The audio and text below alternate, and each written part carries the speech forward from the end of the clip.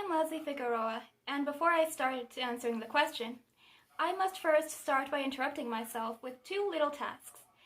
First, my definition of gender as a culture and social construct of differences of the sexes. It is not universal, nor is it concrete. Next is a claim, being that it is okay for a parent to lead a child to a specific gender identity if by the end of it the child chooses. First of all, we cannot be in a world that is genderless, especially if our culture and our language require us to live in a world full of norms, rules, and regulations between the genders. After all, English has a syntax that requires pronouns in nearly every sentence, and humans cannot be a thing or an it. Also, even though we understand that God cannot be a he or she, we cannot understand the scripture without him being a him. Let's see if I have this clear. Your claim is that considering that the English language requires there to be a gender, it is okay for a parent to provide that gender. Am I wrong? How far can a parent go before it is too far? After all, there has been a case where a boy was raised to believe himself a girl, a boy that, along with his twin brother, suffered irrefutable damage by the psychologist in charge of the experiment.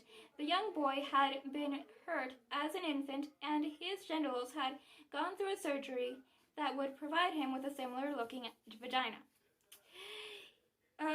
He was raised to believe himself a girl, although he never saw himself as one, and committed suicide shortly after he discovered this.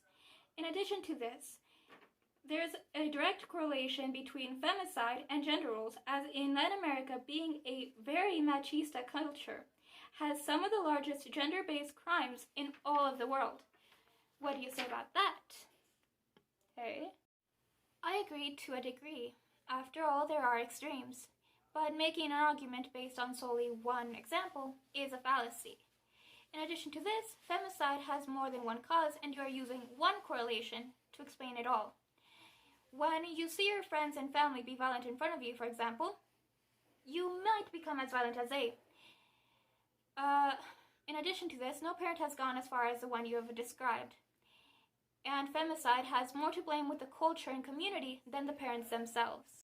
Thank you both, and as explained earlier, the conclusion is that there should be a balance, not just because we are required to have a gender, but we should enforce the child to have one, as we can go strongly in both directions, either by wanting a little boy when we had a girl, and wanting the girl to be a girl.